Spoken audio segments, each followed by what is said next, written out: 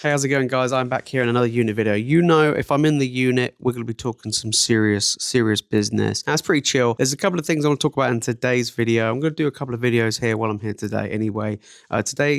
This first one is going to be talking about the Pokemon market and the kind of the situation we're in now, right? We are, as a film of this, we're coming to the end of October. That's literally why I'm dressed up like I'm, about to bear the winter, and it's getting pretty goddamn cold, especially even in here. But the interesting thing is the market. So I don't know if you guys have probably seen a lot of videos recently talking about market crashing. It's all going to zero, this, that, and the other. It's not crashing, but things are going down. So looking at sealed product particularly, for example, my sealed product has actually dropped quite a bit. I would say over the past 20 to 30 days. One thing that I've noticed is booster boxes, Scarlet and Violet and also Sword and Shield have retracted a little bit. But it's like other things like ETBs, Pokemon Center ETBs, and like UPCs and stuff that I have been doing okay. Like they seem to be holding steady. But it's mainly like booster boxes that have been, dropping a little bit. There's no crash, but it has dropped. I would say it's probably dropped in most cases anywhere between 10 to 15%. Across the board pretty much, which when you're expecting especially this year, every single month was like the next high, the next high, the next high, the next high, it just kept going and going and going and going. When you get a month where not only does it not grow, it's not like plateaued, it actually goes down, people start to then go, oh my god, it's all crashing, it's all going to zero. It's kind of weird time of year for this to happen as well, because normally this tends to happen during the summer, and when you come into the holidays it ramps up. That hasn't been the case. In the summer, in fact, it ramped up. So I kind of feel like we're now seeing a little bit of a slowdown. And on top of that, a lot of people were selling their stuff. I am selling some of mine as well. I'm actually selling off roughly probably about a third of my portfolio, quite a bit between sealed, slabs, and singles. Mainly slabs and sealed is what I'm selling a big chunk of. Now, these in particular, I've already sold off some already, and I've still got some left to sell. But the stuff I'm selling is stuff that I picked up 4 or 5 years ago, right? When I came back into the hobby in 2020, I bought a load of stuff, and my goal was to hold it for 3 to 5 years, hoping that it would gain value. Truth of the matter is, it's gained way more than I expected. There is no way that I expect things like a Cosmic Eclipse booster box that I picked up for like under 400 to be like 3.5k right now. It is just ridiculous, and stuff like that. Like Sun and Moon era boxes, I've offloaded some. I've got a couple left. I think I've got like Cosmic Burning Shadows, and I think Unified Minds left. And then on top of that, I've also got like Sword and Shield era stuff. There's a few Sword and Shield era stuff that I have sold, and then bought some like Scarlet and Violet as well. For me, it's like I'm happy with the gains that a lot of them has made, right? I've actually sold off a lot of Fusion Strike boxes. Some of them have nearly 10x'd their money since I bought them, and I'm not being funny. I didn't expect that to happen, not for a set like Fusion Strike. So I'm happy to cash in on them and then buy other stuff. What have I been buying instead? I've been picking up, Scarlet Era boxes, right? I've been picking up Surge and Sparks when I can. I'm picking up some Destined Rivals, Twilight Masquerade, Paldea Evolved, like that type of thing regarding booster boxes. Not every set, but only certain sets. And then ETBs, or specifically Pokemon Center ETBs. I'm trying to, get a few bits here and there. Besides that, it's like using that money to buy stuff that's currently dropping, right? Like I said, there's stuff that's dropping. Destined Rivals here in the UK has dropped by about 20-25% from its all-time high, which is pretty good. On top of that, I'm also seeing, booster bundles of certain stuff that's going down. I'm not looking at buying like sealed cases of stuff because I haven't added premium, but I am looking at picking up things like, just loose booster boxes and booster bundles, depending on what they are, and so on and so forth. Yeah, and the same with like Prismatic. I got a lot of Prismatics. I'm not really looking at that, but I am looking at things like 151. A lot of Scarlet and Violet. And that's basically what I'm doing. A lot of Sword and Shield. I've basically sold off a lot of duplicates that I have, and I've kept a lot of stuff where I've like to keep one of stuff at least. But yeah, I've been selling off a lot of Sword and Shield. So that's the interesting thing right now regarding sealed. Singles and slabs, they're coming back. They're retracting a lot. So recently I've been to 2 card shows, like the first 2 card shows I've ended at, which have been absolutely incredible. I've got another video I'm going to do today in this unit. I'll be covering everything that I did at the last 2 card shows. And on top of that, like how I did, what I felt like, what I see, and stuff happening at those. I've got 3 more card shows to the end of the year, and then I'm going to be doing a hell of a lot more going into 2026. However, this is the first time in I would say a couple of months where I'm now having to price stuff down. There have been some card shows where they've just keep getting more and more expensive, especially in slabs and singles, especially singles. And I've been sitting there going, okay, now I'm actually pricing stuff down, which is kind of interesting that things are getting cheaper and things are, it's kind of good in a way, right? It shows that the market is shifting, hopefully down to a more reasonable level. But yeah, right now, a lot of Scarlet and Violet era, high end, or not even high end, but like kind of like big-ish slabs are now starting to see some attractions after reaching their all-time highs. And then Sword and Shield, we did see a big alt art boom with a lot of big alt arts doing incredibly well, especially in the graded space. But again, we're now starting to see them start to take a dip, even in raw prices as well. So yeah, it's kind of interesting. Promos, we did see a big boom in promos a couple of months back, but now again, they've now are starting to slip across the board, especially in graded and in non-graded as well. And it's like one of these things where when you look at the slabs, PSA graded, for example, especially here in the UK, are still fetching a pretty high premium just because of the delay of getting those slabs back. But we're now going to start seeing a lot of slabs coming back over the next few months from certain sets, that came out earlier on this year, like a lot of Destined Rivals, for example. It's taken 5 to 6 months to grade cards that came out from Destined Rivals here in the UK. So you're going to start seeing a lot of potential Destined Rivals coming back from people that have picked kind of like the base level tier stuff. And then on top of that, it's going to be the same with Black Bolt and White Flare.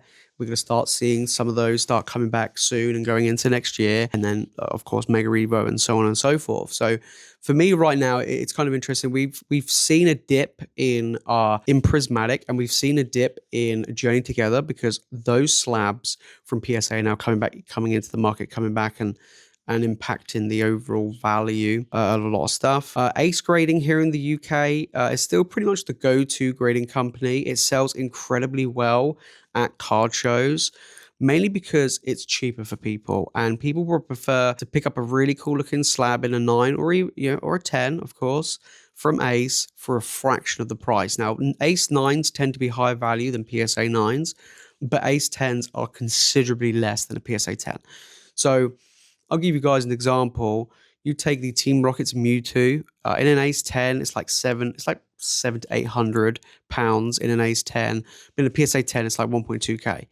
Now, for the average collector that wants the card in a really cool looking slab, they would rather pay £400 to £500 less for that than they would with the 1.2k slab. Do you know what I mean? So especially they don't really care about the value. They just want it to look really nice and a pristine copy. So that's basically what they're going for. And that's one thing that I've noticed. And then with Ace 9s, I've been selling a crap ton of Ace 9s. People like them and they sell for more than PSA. I've had PSA 9s and Ace 9s side by side of each other at these shows. The Ace 9s are valued higher than the PSA 9s and they sell. And the PSA 9s are just sat there. Even though the PSA 9s is the cheaper option, people are like, nah, you know what? I want to get that Ace slab.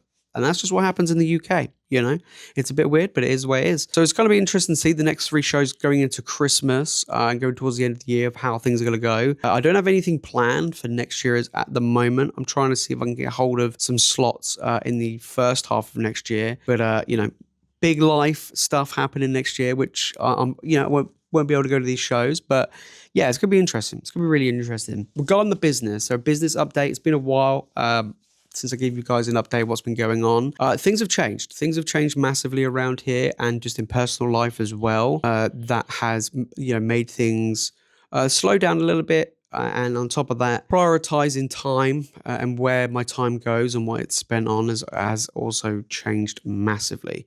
So I'll give you guys an example of like what's going on.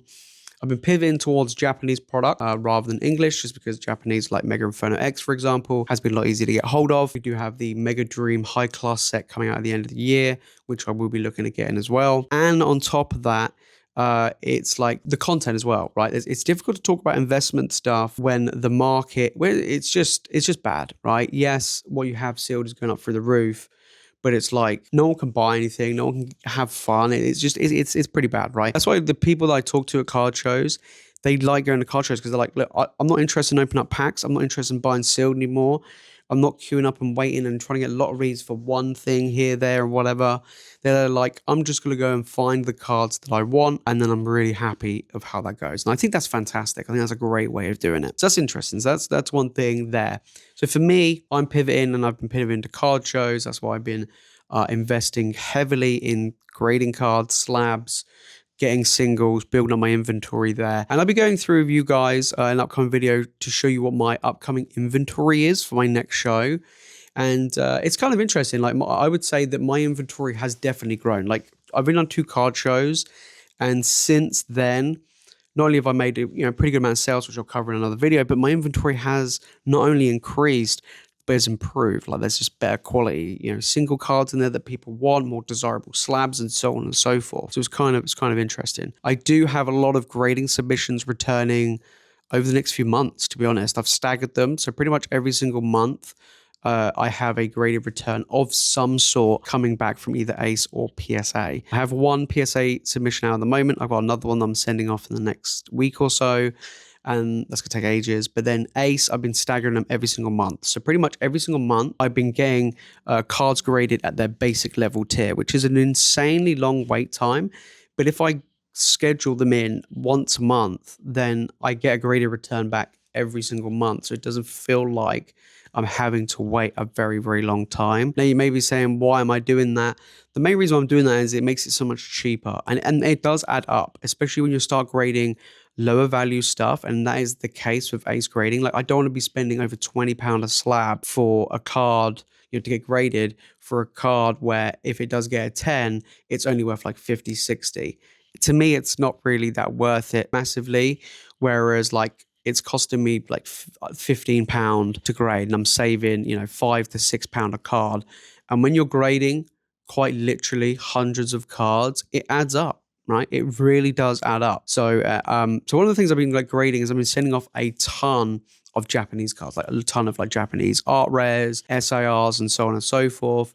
That they don't turn into very expensive slabs, but they turn into slabs that people want and people like to pick up at card shows, and they sell very well on eBay as well. So that's another thing that I've been doing. So yes, the wait time's long, but if you stagger it, it doesn't feel that bad. So that's another pivot of what I'm doing regarding that. And on top of that is I am in the process, and I've been spending a lot of time over the past month or so recording and making and editing content for a new channel, which I have been working on. It's a channel that I've been passionate about from the get-go of doing YouTube, is what this channel was originally meant to be, and that is gaming content.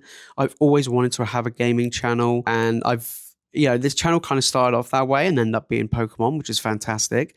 But I'm like, I got that itch, right? I want to do that channel. It's been so long. I created this channel originally, when I first started uploading gaming content was in 2021. And then it became Pokemon in 2022 when I started uploading regularly and made it a Pokemon channel. So for me, it's like, I want to get, trying to get a gaming channel up and running. So I've been busy doing that in the background, and that's obviously been time consuming. On top of that, having things like starting a new job and so on and so forth.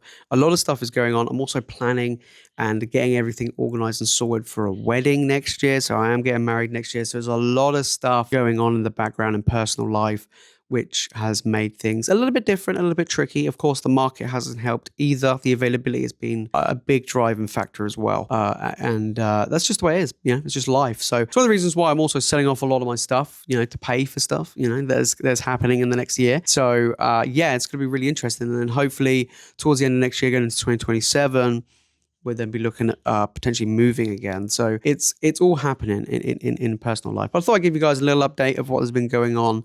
And things are going okay, right? Slow and steady, changing things around, doing things a little bit different. And and one of the things for the channel regarding content and stuff, I want to do, and I've been trying to change up a little bit and do some more kind of not like day in the life, but just give you guys an idea of what has been going on. And rather than just talking about buy this, buy that, I think we're in a situation where at the moment where it's like, who cares, right? It's one of these things. Buy sealed product, you buy it, it goes up in price. That's pretty much it, right? So it's like, what do you do? So me, I'm selling the stuff because, I want the money, and it's gained a hell of a lot. I would say most of my sealed portfolio this year alone has gone up by about, on average, across the board, I think it's gone up by about 60, 70%, which is just wild.